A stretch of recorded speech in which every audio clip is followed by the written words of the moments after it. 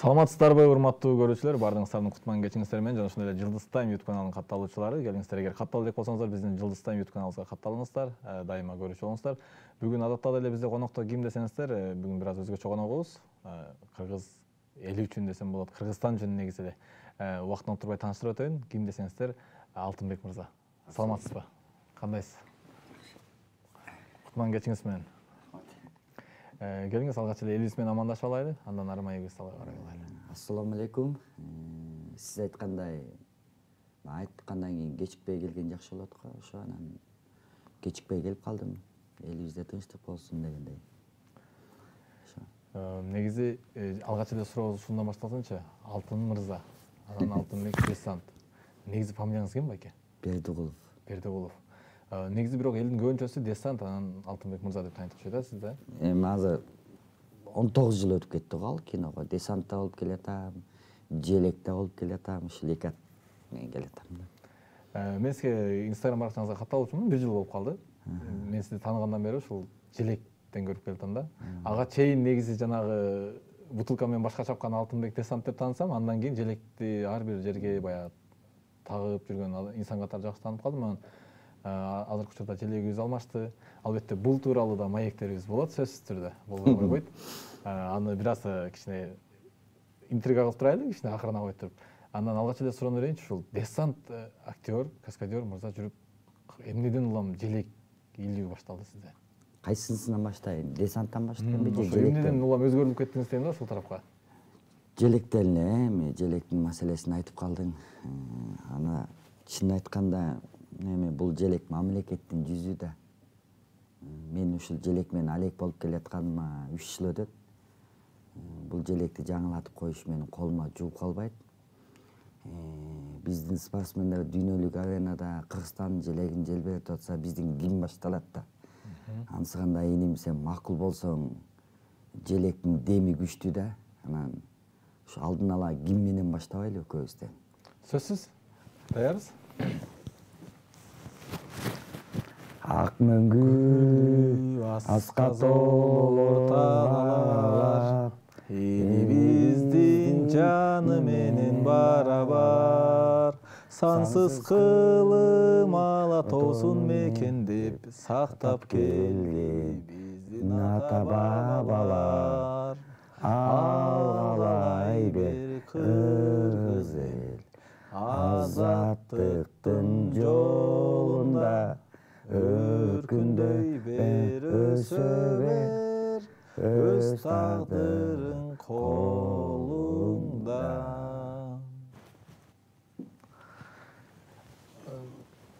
Ушул ощущенияны мен желек илген сайын ушундай элестетем да. Себептен де илип аткан желегиңди мындай өйдө кылып атканда денең башкача болот. Учуп кетем деген сезим жок, жыгылып кетем деген сезим жок. Анан кийин илип алгандан кийин ушул жака кантип чыктым деген ой пайда болот да, ушундай. Негизи бир сон ким менен баштаганда өзгөчө тык берет экен байкебиз, аябай. Анан алгач эле ушундан болсунчу, баягы желектин тасма таржымалын негизи өзүңүз канча убакыттан бери билесиз, канча убакыттан бери ушул нерсеге кызыгып калдыңыз? Мен муну негизин айтканда, мен өзү доско баймын. Анан көбүнчөсү мамлекетте баягы желеги мындай, желеги тигиндей, желегин сыйлашат деп айтат го. Анан могу алыс кетпей эле Төтсаны айтканда, менин көп досторум ошо Төтсага бес алып келдим деп, анан келгенден кийин жакшы ой менен сүйлөшүп отурсаң, ушу желекти көп айтат да. Анан ал жакшы ой менен айтат, бирок мен ичимен намыстанам да. Эмне үчүн ал мамлекетти ушунча сыйлайт, бизде эмнеге маани кылбайт деген намыстануу сезим болот да. Анан ушу биздин спортсмендер мисалы быйыл жылда дагы мисалы күрөш боюнча, өткөндө дагы жана кыз келиндер деп мындай дүйнөнү таң алдырып эме кылып атышат го. Анан ошолордун ал чыккан желеги эми биздин өзүбүздүн мекенде бааланбайт, көзөмөлгө алынбайт деген ой туулат мендечи. Анан баягы айтат экенсиң, айтасың, айтпасаң, анан ооба кылгана кылабыз деген сөздү айтышат, болду. Бирок айла жок. Анан жасашка туура келет да. Алыспы, жакынбы, бийикпи, жапыспы, кыскасын айтып атканда машине жалдасам дагы ушул желекти илем да. Сон жалпысынан канча желек алмаштырдыңыз? Башагы азыр үйдө, мында кийин чогултуп баштаганда 60 желек үйдө. Үйдө бар. Үйдө эски желек да. Мен ал желекти чын айтканда ыргыт ийишке да духум жетпейт, өттө ийгенге да духум жетпейт. Пакетке салып эле мындай коюп койгом. Себеп дегенде ал желек менен таанылганбыз, ал желек менен көзүбүз, жаныбыз сиңип калгандай. Мен если башынан баштап чогултканда анда аябай эле 400дөй желек чогултуп коймокмун да. 400ге жакын желек чогултуп коймоксуз негизи. Анан баягы ар бир эле көрүүчүгө ушул нерсе суроо туудурса керек. Сиздин да өзүңүздүн тилчилигиңиз бар, үй-бүлөңүз бар. Анан тиги нарын, талас, көл барбы, бар жокту кыдырып желекти алмаштырып келатасыз да. Акча жагынан бирөө каржылап атабы же кандай болду? Эми баягы өзүм Жумгалдамын, нарындамын. Анан сөздүн башында айтып коеюн. Мен негизин айтканда Жумгал районуна иле элекмин. Случайно эле мен ошо акимиятка илгем. Аны өзүмдүн ниетим боюнча өзүң жакты кийин кыл деген сөз айтылат го. Любой моментте өзүң жакты кылып алсаң бул баягы мактанып атат, анан өз жагын укмуш кылат экен, башка жакты кылбайт экен деген. Элде эми айтыш кыйын да. Анан эми жети область мен үчүн бирдей. Себеп дегенде биз баарыбыз жети область эли ынтымак, биримдик болуш керек. Анан эми мен да ушундай желекти илип баштаганда ушундай элдин эмесине түшөт деп ойлогон эмесмин. Андан кийин ушундай видео көп келет, ассаң Баткенде болуп калат, Таш көмүрдө болуп калат, ассаң Таласта болуп калат. Анан личкасына жазып сүйлөшөсүң да, анын бүт элге айтпайсың да. Анан байке эмне биз жака келиш кыйын болуп атабы деген анча-мынча намыска тийген сөздөрдү айтып коюшат. Анан мен деле айтам да, сен деле илип койбойсуң. Эми аны десең баягы мындай башкача сөз айтканда эле адамды уже айтып аткандан кийин түшүнүп каласың.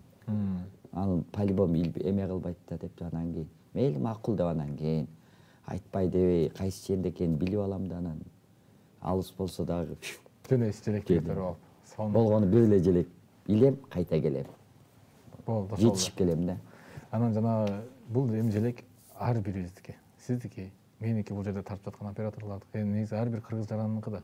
Анан ошону буга чейин мен көргөн эмес экенмин да, баягы барктап, баалап, желекти биздин бул желегибиз жаңы болуш керек, дайыма илинип туруш керек, ар кайсыл жерде илинип туруш керек, ар эмеде жерлерде илинип туруш керек деген көтөрмөнү эмнеден улам көтөрүп чыктыңыз? Эмне себеп болду ушуга? Мен Атамбаев убагында мисалы көчмөндөр оюну болуп оттоп калбады эле. Анан кийин эми ысык көл жолубуз жакшы, көлдүн сезону дегендей. Анан ошо тоодо желектин өңөчүп калган да. Анан по-любому чет жактан коноктор көп келет. Анан ошо жолдон өтөт да деп анан ошо желектен башталган да. Башкы. Андан кийин эми көп эле мамлекеттик мекеме, окуу жай, акимият, милиция, мектеп. Эми баягы кеп мен жамандагандай болбойм. Убагында ошо көзөмөлгө алып койсо ал эчтеке деле болбойт да. Анан убагында көзөмөлгө алышпай, анан тытылып, анан элдин оозуна алынып кетет. Анан эл деген эми азыр жетишкен заман, эмне болсо эле шак интернеттен көрүп эле анан кийин бул мындай тигиндей деп элечи. Анан эми баягы кээде жакшы ой менен барып илесиң, кээде мага туура эмес чыгат. Анан мен дагы наамды талашам да. Бул эми сиз айткандай бул менин менчигим эмес. Бул мамлекеттин жүзү, мамлекеттин күзгүсү. Самый Кожо айткандай, бул ушу желек менен биз дүйнө жүзүнө таанымалбыз. 7 миллион эл болсок дагы биздин өзүбүздүн туубуз, өзүбүздүн герб, өзүбүздүн кийим. Канча деген мамлекеттин желеги жок. Мисалы, уйгурлардын желеги жок. Кайта биздин бир чүпөрөбүз болсо экен деп ниеттенишет. Ага караганда биз өзүбүздүн төшүбүздөн чаап чыккан желегибиз болуп атпайбы? Анан ошо менен илесиң, анан кет. Ушундай мисалы да, сиз желекти алып барасыз, жана айткандай эле эми өзүңүздүн жаныңыздан каржылап, алыскы жерлерге алып барып илейин деген нерсе сизге кел ушундай желекти алмаштырайын деп келдим дейсиз да. Алмаштырып кой деп эле тосуп албай каршы болгондор да болобу? биз өзүбүз билебиз. Эми каршы баары эле телегей тегиз боло бербейт да. Аябай сонун күнөөсүн алганда эмелер бар. Деп мындай өзү чоң болсо дагы мынтип. Анан кээде баягы тоот болгон адамдар да болот. Мен до конца болом да. Илем анан кетем. Анан эң достошуп калабыз. Анан баягы достошуп, анын жакшы сөзүн уккандан кийин ал видеону мага алып чыгыш уят да. Адамга кыянат кылган болбойт да. Анан жакшы жагынан мактап чыгарып коебуз. Бошобой аткан экен, ушундай болуп калган экен депчи.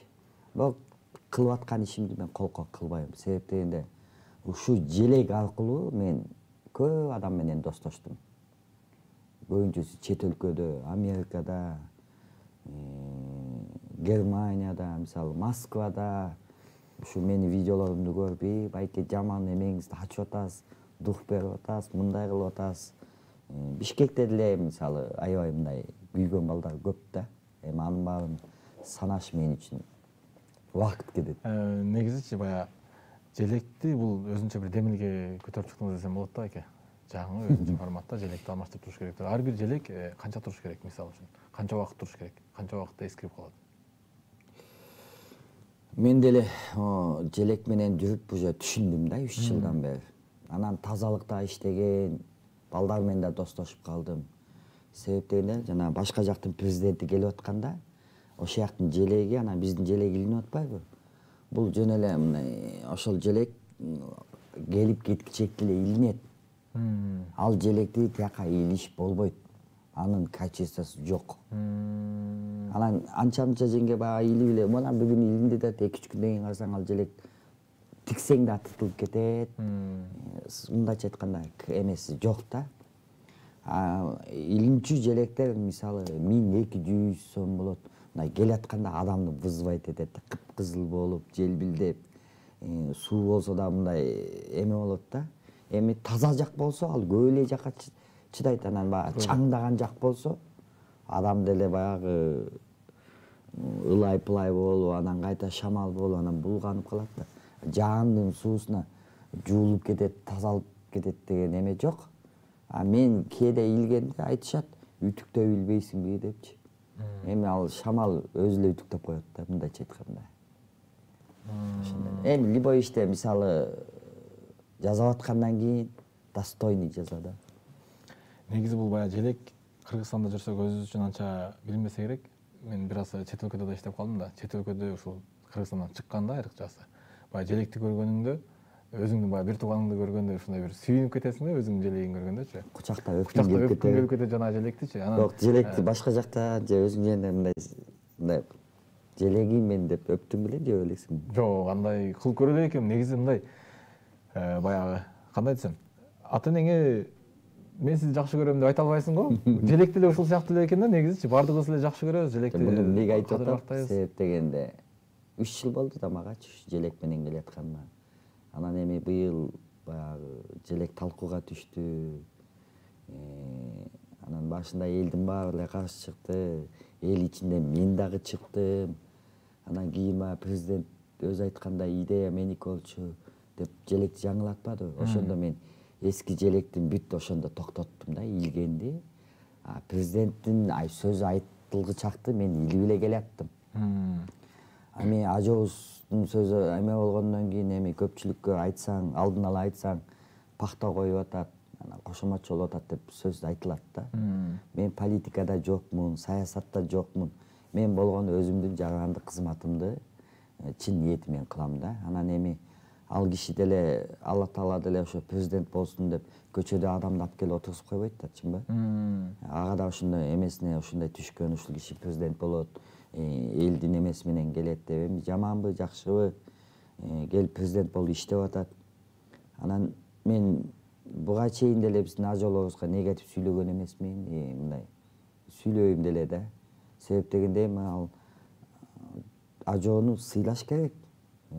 Сыйлап өзүбүз мындай негатив сүйлөбөш керек да, негизин айтканда. Мен ушундай түшүнөм да. Негизи эле ушул нерсени жана сиз жумушуңуз менен көрсөтүп атасыз десем да мен жаңылышпасам керек. Анткени кээ бир адамдар бар, эми сүйлөп да кала беребиз ачык элечи. Ал эми сиз болсо эч кимге эч нерсе деп сүйлөбөй эле акырын барып желекти алмаштырып эле өзүңүз жумуш үстүндө көбүнчө кылган жакшы көрүп атышпайсыз э? Эми таза адам жок да. Сүйлөгөн күндө мурда болгон. Коомчулукка жакпай, эмнеге бул видеону алчып салдың депчи. Анан адам постоянно ошол иш менен алек болуп келаткандан кийин сабак алып калат экен да. Эми буну желек боюнча дегенден кийин өткөндө да бир бала чалып калды мага. Алтын байке, сиз менен сүйлөшсөк болобу деп. Анан сиз айткандай мен ишимди мындай эле кылып койчу экен да. Анан ушу желек талкууга түшкөндөн кийин байке сизге аябай маани кылып калдым. Сиз желекти кайдан аласыз деп калды. Анан Ошскийден алам, Сумдан алам десем, ошо желекти бүт мен алып келип ошолорго мен таштайм дейт. Анан байке мынакей эми жаңы желек кабыл алынды. Ушуну заказ менен мен алып келгенден кийин сизге чын жүрөгүмөн мен да ушу желектен салым кошоюн деди. Анан базар жок дедим.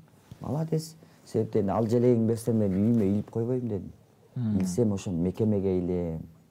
Анан эми чет жактагы жана Америкада жүргөн мисалы Эдил Касенов деген, аякта дагы башка штатында Чикагода жана Эмират, Аскар, Мадия деген балдар жакшы сүйлөшүп, Эдил Касенов болсо Майамиде канча деген спортсмендерди тосуп алып атат. Канча деген элге мындай мотивация, жакшылык көп адамдарды ошо жана айтишник деп коебу. Ошондой эме менен эме кылат. Ошо жигиттердин да салымы чоң да, баягы мисалы мындай экен. Чалып сүйлөшүп калган Алтын байке мындай, анан мен айтып калам, тияк чоң место экен, тияка чоң кичине мындай площадьтагыдай эмес, эми мындай желек илем десем. Байке давай биз деп анан кийин салымын кошуп коет. Салымын кошот. Бирок постоянно эмес да, эми алардын деле кызматы көп. Аякта алар эмне манту жеш үчүн барган эмес да, алардын да иши көп. Анан бир желек алып берсе дагы мен үчүн баягында калып калат да. Ушул туурасында да сурайын деп аткам да, анан жана ушундай кыргыз балдар өзүнүн жигиттери чыгабы, Алтынбек байке мен сизге жардам берейинчи, желекти илишейинчи, ушундай мени да кошуңузчу деп, баягы эми өзүңүз жалгыз кыз демигинен көтөрүп чыктыңыз, 3 жыл болду дедиңиз. 3 жылдын ичинде сизге кошулуп Ооба, эми мындай чын жүрөктөн күйгөн балдар болот. Кээ бирөө болот. Желек жөнүндө желекке чейин аябай сонун сүйлөйт. Анан желек алып мындай десең уже баягы башкача сүйлөй баштайт да. Эми мен Кудайга шүгүрөм, мындай кандай десем, ал күчтөн тай элекмин, кол бутум иштейт. Аба эчтеке кылбай эле, мындай салымын кошпой келип эле анан кийин жөн эле келип желек илишип анан видеого түшүп коет. Эмнеси кызык да. Мага деле ал мындай эме болбойт да, мисалы кылып кое берсең болот, бирок адам негизи өзүнүн маягында болуш керек да. Ошон үчүн айтат го, мекенди сүйүү бул ыймандан депчи. Жан дүйнөңдө болушу керек, мисалы желекке чейин эл көрсүн үчүн кылам дегендер да чыгып калат экен да ошондой. Ооба, андай аябай эле көп, мисалы. Анан алдам көңүлүн эме кылам да, анан бошобой атам, тигиндей мындай депчи. Катуу айтпайсыз бирок. Жок, эми катуу айтканда адамдын көңүлү гүл го. Негизи эле мындай азыр сайтта деле ушундай го, мисалы TikTok деген чыгып калды. Башта жабылсын деп ага да мен чыккам. Анан кийин баягы элдин баары эле отурса сен деле кызыгат экенсиң да. Анан ошого видеоңду жүктөгүң келет экен. Анан чыксаң эле баягы желек жөнүндө маселе да. Жалаң эле желек. Анан эме кылгандар да болот. Чыгып мына эл алдына эме кылып үгүттөгөн. Бизге митинг, ситинг деген эмне кереги бар, чынбы? Митинг кылган өлкө алдыга кетпейт, артка эле кетет да. Анан кийин мен андайдан алысмын. Анан баягы жылдан жылга опыт алып калдым да. Мисалы желек деп атасың, желек менен ак калпак разницасы 2 эле күн. Мисалы үчүндө желек кабыл алса, 5 күнү ак калпак күн да. Ошол күндөр мен үчүн маанилүү да. Демек, баягындай патриот балдарыбыз болот го биздечи. Калп эле көккөрөк какты болду. Эле. Чын-чынына келгенде, желекти, калпакты кантип сыйлаш керек тууралуу мына ушуларга айтып берсеңиз. Эми ким тууралуу айткандары маалым болуш керек, анткени чет жакта жүргөндө. Эми бул калпакты чын айтканда мен деген статус жана чубак ажы кийген өтүп кеткендер мындай ушунчалык азыркыга чейин канча деген сөздү уксаң дагы чындыкка дал келет, чынбы? Анан жана бизде алыды туткуч мисалы да. Эми ошол кийген калпакты биздин президент деле кийип, анан чет өлкөгө жатып алып, бул калпак мындай деп сындап аткан адамдарга мен таң калам да. Анан калпакты кийгенде да калпакты мундага эле кийип коюш эмес, калпак мындай кулак менен тең болуп, мына кулак да тең болуп, мындай маңдайың эме болот. Анан кийип эле алыс жакка чыгып эле, анан кийин биздин президентти сындап, анан жана алы туткучу кийген калпак экөө бирдей эле болуп турат да. Ал биздин эле калпак, анан бул калпак мындай, анан тиги калпак тигиндей деп жиниң келет. Бир аз формасы башка болгон. Жиниң келет да, мисалычы. Бул калпакта башыңа мисалы күн өтпөйт, суу өтпөйт, муну кийсең биттеп кетпейсиң. Анан Улуттук баш кийим да бизде мисалы жанагы чеченде папах деп кийип атпайбы? Алар бойго чыкканда эле кийет жанагынтип Хабиб деген. А биздикин любой жакта, любой жакта национальный койт мындай эме болсо да башыңда калпакты кийсең, могу баш кийими деп башка эл суктанат. Бизде өзүбүз каадаланып анан эми айтса сөзгө. Ушундай бар. Негизи жана башында айтып өттүм эле, ошого жооп ала албай калдым да. Акча маселесин каяктан карайсыз? Сиздин өзүңүздүн дүкөнүңүз барбы? Желек саткан, калпак саткан? Ушуну көп эле айтышат. Тиги өзүң желегиңди өзүң эме кылып атасың. Реклама кылып сатасыңбы дегендер да болот. Мен жашаганда эмне, балам менен жашайм. Однокомнатный квартира эле. Той-пойдо кызмат кылам. Тойдо чыгып кызмат кылам. Ошо тойдон тапкан акчама кичине болсо дагы чогултуп желек алам. Өзүңүздүн жаныңыздан тапкан акчаңызга желек аласыз. Анан эми бүт эле өзүм кылбайм дейм. Кээ бирөөлөр чыгып калат жанагынтип 500 сом болобу, 1000 сом болобу которуп коелу деп. Келген аманатты мен только ошого жумшайм да. Анан эл кээде мындай ойлойт экен, канча 1000 сом, ТикТокто деле М-банк ачып койдум да. Эми мен жакшы ой менен ачтым да, колдогондор болот го деп. Анан кайта мага наезд жасап баштады да. Акчаны алып башка жака иштетип. Алып анан кийин эртең күнү жооп берип каласың, анан тигинде мындай, анан 20 сом солуп коюп, анан желегиң акча канча чогулду деген эмелерди угуп калдым да. Эми салган адамдын аты жөнү чыгат, билесиң го, салбаган адам деле кетип баратып тамашалап издебайт эткенде 50 сом салып койдум деп, анан биздин желекни 50 сомго татыктуу деген мындай эмелер болот да. Анан кой дедим, жаап салдым. Ушундай жөн эле, тынч эле, өзүм эле мындай эме кылам. Реквизит жокпу азыр сизде? Ошо реквизитиңизди көрүп калган элем, азыр жокпу? Жок, эми мындай элге эме кылып айтпайм. Бар, бирок мындай алып бергиле дебейм да. Өзү каалоочулар эле. Каалоочулар болсо. Анан кийин эми чын айтканда магазиним, иштеткен мекемем да жок. Анан любой жумуштун уяты жок да. Кээде тияка жеткиз, бияка жеткиз деп калат. Түнү менен расчет кылып коем, жеткизип кайта келем эртең менен. Туурабы? Машинесин айдап, же өзүмдүкүн айдаймбы, же аныкын айдаймбы. Анан баягы мээңде жумуш да, тияка желек илем дегенден кийин. Сөзсүз барып желек сатып алам. Башта мисалы сумда ошо желек сатып аткандар анча-мынчасы мени билчүмес. Эмнеге алып атканыңызды? Эмне постоянно желек аласыз байке деп элечи. Анан алгандан кийин ошо илге алган желекти, илген видеомду көрсөтүп койчумун да. Мынакей сизден алган желек, могу видео эже көчөгү тияка илдим десе. Аякта деле баягы кыргыздын эмесин сатып аткандан кийин бүт кыргызча мындай эме да. Апа, эже болобу, мындай, балекетиң алайын деп анан кийин, кой, бул балага 100 сом түшчү. Постоянно желек алып атат. Бул өзүнө эме да алган жок, бул элди ойлоп атат деп жакшы сөзүн айтып, мындай эме кылат да. Анан сүйүнүп каласың. Ошо. Анан жанагы ушул желекти буюрса жакында жаңы спонсор чыкты деп калбадыңызбы жаңы эмесине? Эми алдында эле Илгенде- гарант жок да. Азырынча гарант жок. Бирок негизи желек илгени токтотпойсуз. Эми желекти мен эч ким эме кылган жок го. Илсем мекеним үчүн деп. Азыр мен уже жаңы желек сатыкка чыкса, мен өзүм кыялданып койгом. Барып сатып алып. Сатып алып, мисалы көп эле илген мекемелерди билем да. Айтпаса да таап алам мен аны. Өтүп барат эле, эски желек экен, муну жаңылатып коеюн деген ой болот да.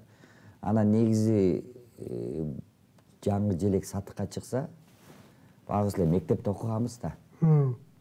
Мектепте окуганбыз, анан ушу Бишкекте канча мектеп баарын илем деп мен айта албайм.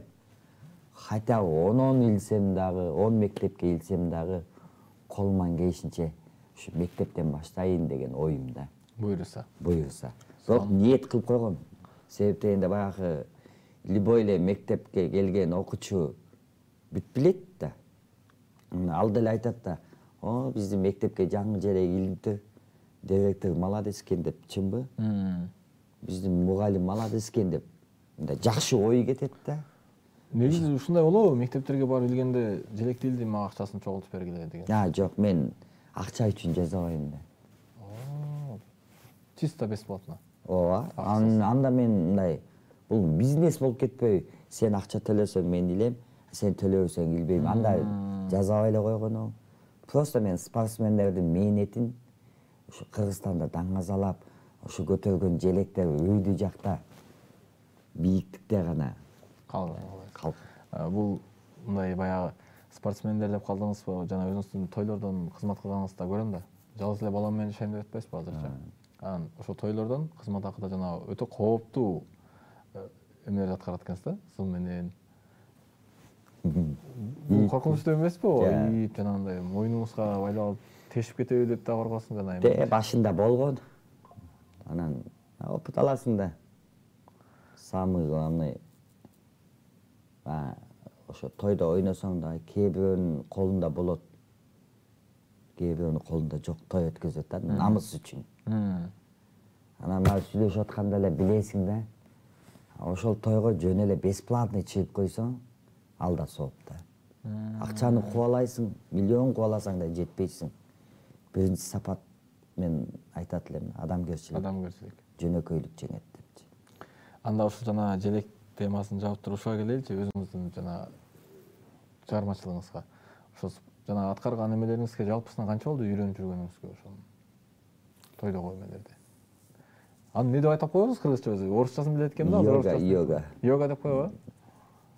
Негизи эле мен өзү башынан мындай кинодо ойногондо аттан жыгылып, Сүймөнкул Чокморовду эме тутам да.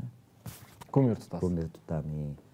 Ошондой болуп, мисалы мындайда үйрөнгөндө деле үстүмө машина өткөзүп, аттан жыгылып, айдап келаткан мотоциклден секирип кетип, айдап келаткан машинанын үстүнө чыгып, кайта место алмашып айдап калып, адреналин деп коет го, ушундай жагат да магачы.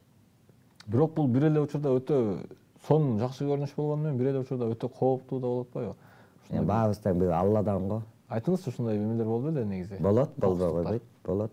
Эми болгондо тойдогулар анча деле кызыккан, жана шоуда үстүмө машина өткөндө эсим алып, өзүмө келе албай, өзүмдү жоготуп ийген күндөр болгон. Кысылып калат өпкө. Адам малды союп атканда адам мындай мал деле кошкурат го, мындай башкача звук чыгат. Менде да ошондой звук чыккан да. Бутум титиреп мындай. Анан мындай көзүмдү ачсам, көзүм мындай алаңдап, анан жанымдагы напарнигим Келсинбек Атабек качок деп коет го. Ошонун формасын көрүп анан мен ушу шоуну кылып атпадым эле депчи. Көрсөң машина өткөндө доска ийилип кайта мени чапкан да. Ошондо бияка тийип кысылгам да. Анан кийин мен да жиндикем неге жазат деп. Негизи мунун өзүнүн бир сыйкыры бар да демек, жанагы машина үстүңүздөн өткөндө эмеге тийбейби сизге? Негизи тийбеш керек болчу? Жок, эми бул телевидениянын ичинен болуп атат да. Ушундай эле студиянын ичинен болуп атат да. А если манежден болгондо башкача болмок анда. Тегенден баягы студиянын ичинде тиягында да толо эл, биягында да участник. Давай баштадык эле, давай мына деп Асылбек байкенин үнү да сонун го, Өзбеков. Давай мындай тигиндей деп эле элди тиякта эл мени ээс болуп, ана машинени коюп атат. Ага чейин ал машина эмнеге токтоп турат, эч ким билген эмес. Эмне кылат бул машина, кимге келди, кимдин сыйлыгы деген да ой кеткен да. Ал кезекте биз да жашпыз. Анан эң аягында биз чыгып эле жата калып эле анан кийин эки досканы коюп ичине 3 кызды салып эле айдатып атсак. Доска Бирок Кудай сактап туруп байке. Кудай десе ошондо эмчек азыр майдаланып жок болуп кетмекпиз да. Канча жыл өтүп кетти. Бирок коркоспан нерселерди түрктөрдү аткарып. Жок, какпайм деле. Негизи мындай адам баласы ниет эме койсо, чыгынса жазайт. Маймыл деле машина айдап атпайбы. Биз өзүбүз жалкоолонобуз да анан өзүбүз мындай тигиндей мындай деп эме кылабыз го. А так негизи селиңди койдуңбу, жазсаң болот. Ошо жазап аткан адамга жетпесең дагы кичине окшош кылсаң болот да. Той, желек, тем башка жекече жумуш. Жекече жумуш. Эмне жумуш кыласыз? Любой жумуштун уяты жок деп койбоду. Ооба, айта бериңиз. Стройка болуп анда деле иштейм. Ушундай. Ооба. Пандемияда иштедим, кадимки деле каска кийип эле обедке тамагыңды алып, байке сиз да биякта иштейсизби деп, эмне асмандан туулдум эле. Мен деле сен сыяктап сага тыйын керек болот, мага деле тыйын демиш. Такси деле кылып кое бересиз. Такси деле. Эми ал мындай. Бирок такси болбой калса керек, анткени көп жүргүнчүлөрдүн баары деле тааныйт да сизди. Эми айтыш оңой да, анан мындай кыла келгенде баягы эме кылат экенсиң. Кыйналып кеткенде кылып ийесиң. Любой жумуштун уяты жок да мындай чыгаткан. Билбейм, мен мындай жасалма болуп, мындай тигиндей дегим келбейт да. Болгондо печат баң басып эле айтам. Чындыкты айткан жакшы да. Кийин өкүнүп калбагыдай болчу, мен мынтип коюп. Мисалы, балам менен жашайм. Келинчегим жок. Жокту деп эле айтам да, чынбы? Анан колуңда шакегиңди алып коюп, бүгүнчө бойдокмун дебейм да. Ушундай. Эми ушул эмеге келеличи. Эми сага жаба кызыктуу болот. Аябай кызыктуу болот. Негизи баардык эле көрүүчүлөр кызыктуу болсо керек. Качан үйлөнөйүн деп атасыз? Үйлөнөйүн деген ойлор барбы? Айтпай дебей. 18ге чыгып атканда үйлөнгөндө свадьба кылат го чоң. Мен Каныбек деген досум мындай ошо эме кылды да анан. Эми жашоодо өйдө төмөн болот да. Мен да аны тамашалап элечи, каке свадьба кыласың, эми өзүң чал болоюн деп калдың депчи, тамашалап доспуз го. Десем, мындай эле депчи. Анан анысы кандай, мындай эле кылып коебуз го, чакан эле. Чакан эле. Ойлосой. Каныбек досум деп калбадыңызбы? Тиктокер Каныбек байкеби? Жок, кане андайлар мен эми ал деле пенде го. Ал Каныбек деген тамада. Тиктокто Каныбек, Панебек ал менен мамилеңиз жок негизи. Тиктокер Каныбек менен мамилеңиз жок, Эми ал деле чын айтканда пенде го. Адамдын мындай кандай десем эми, Кудай өзү сактасын. Сага бир жолу сыноо болду, эки жолу кайталабады. Анан өзүнүн жумушун кылып атабы, кылган жокпу, бирок эл деген бар да, биздин анча-мынча эмегибизге туура келбей калган көрүнүштөр көп. Тиктокточу мисалы. Ошолордон кичине анан баягы 2 сааттык үчүн анан анча-мынча эл чогултам деп кереги жок. Ошол эл сен бирдемке болсоң ошол жака келеби, ошону унутпа деген сыяктуу да. Бул Каныбек эле эмес, жалпы Тиктокер. Өзүмө деле мисалы, мен деле чыгып алып обжоктонуп же башкача болуп атсам, кылып аткан ишим кайсы анда? Мисалы да. Билбейм, мен эми баягы сайыз убагына кичине болсо дагы кичине эметип калдым да, илинип калдым. Анан мен чоң атам колунда өскөм, мисалы. Мына быйыл жыл 2024-түн алдында эле тиги жайга узаттык. 30-сунда. Анан 100 жаш деп коюлду. 100 жаш. 99-да кетти ошо. 100 жаш деп. Анан ойлонот экенсиң да, ушундай абышканын, ушундай атамдын баласы болуп атсам, ошол адамдын эмесин ылдый кылбайм, жаман жак менен ошол адамдын эмеси деген сөз кетип калбаса экен. деп мындай өзүм эме кылам да. Эми түбөлүк калган эч ким жок го. Ошол адамга сөз кетип калбай, ошол адамдын эмеси тиги деп баланча деп биз эмебизге аябай жакшыбыз го мындай айтып ийгенге. Бияктан бирдемке кылсаң айылга эле ушак жетип калат. Ошон үчүн ошону эмелердин Кудай өзү сактасын деп эме кылам да. Түз эле жолдо болсом экен деп ниеттенем.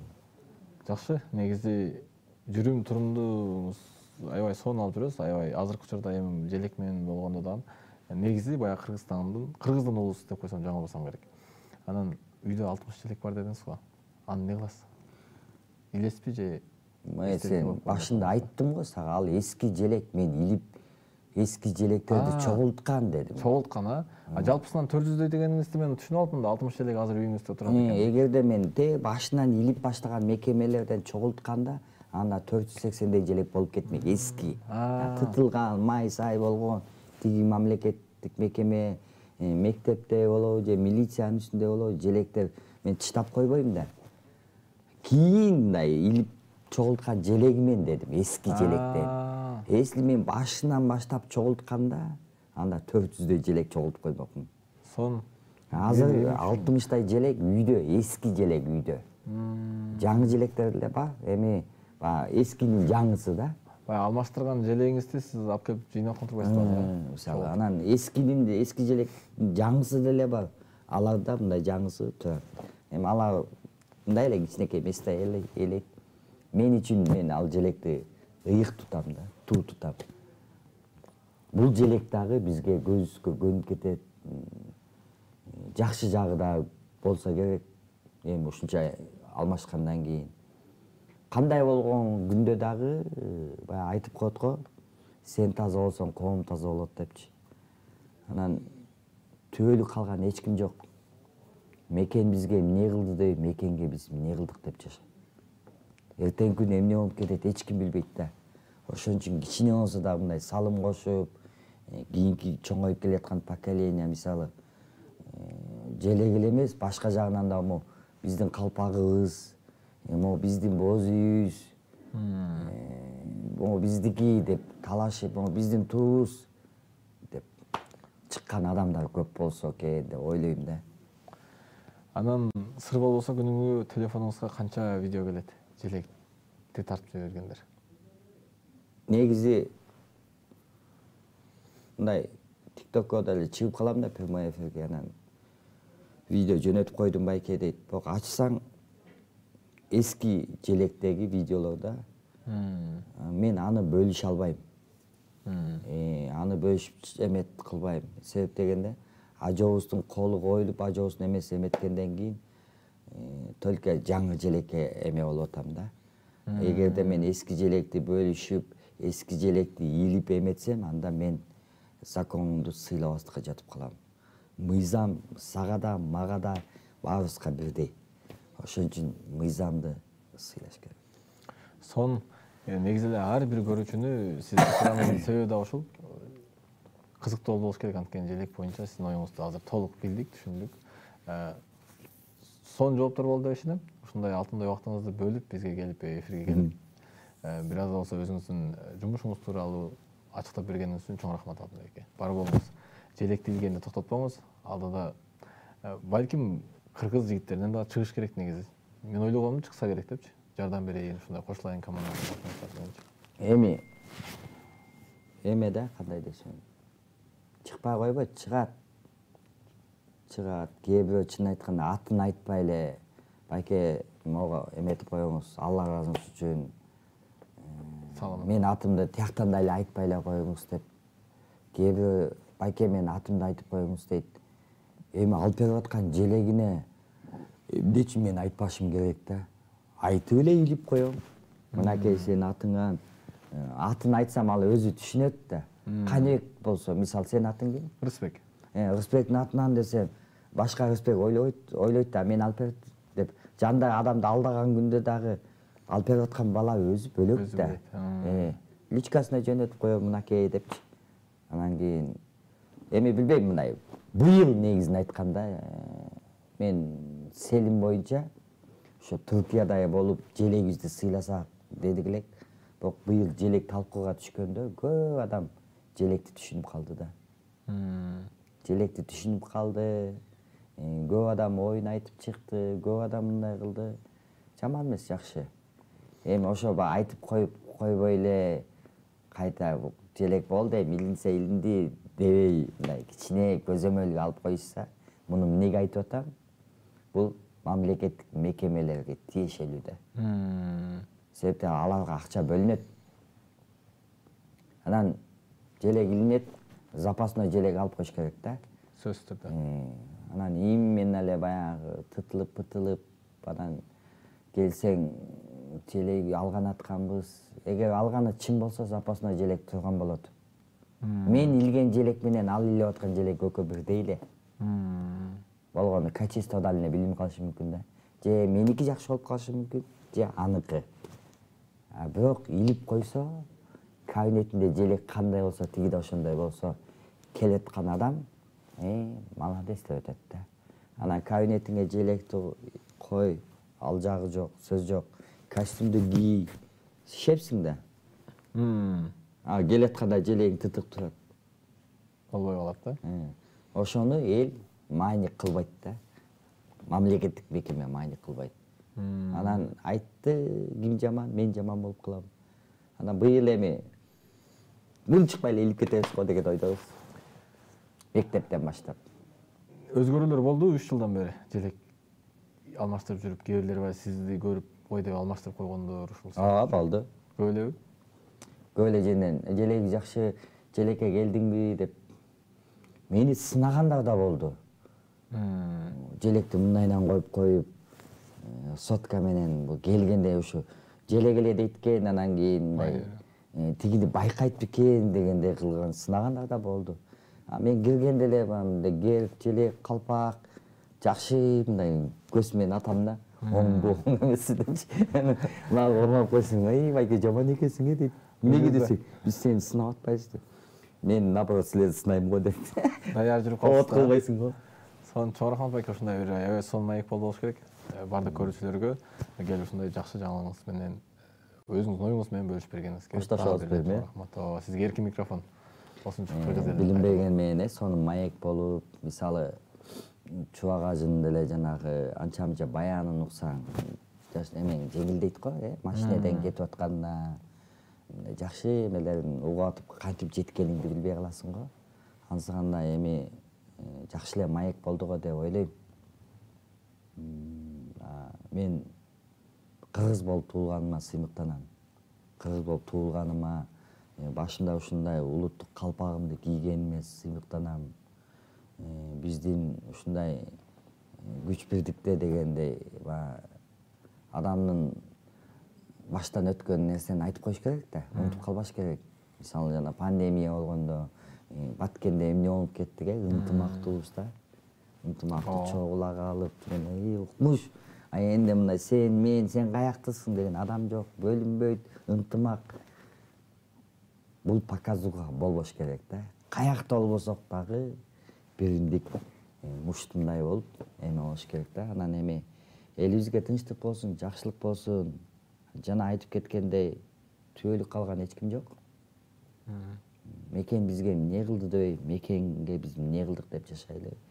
Элибизде тынчтык болсун, жакшылык болсун. Чоң рахмат. Ал эми биз да ушундай маек берүүсүндө бир саат алкаганда алып баруучу мен Ырысбек Жашасынов болдум кызматыңызда. Жана ошондой эле кийинки конокко кимди чакырайлы? Мына ушул туурасында астында билдирүүгө жазыңыздар. Албетте сиздер каалаган конокту биз чакырып, сиздердин суроолоруңуздарды берип, жана ошондой эле жообун да алып бергенге даярбыз. Бүгүн бир саатта бизде конокто Алтынбек мырза болду. Алтынбек мырзага чоң рахмат. Жана ошондой эле мындан ары да жумушуңузга ийгилик тийсин байке. Саламатта калыңыздар.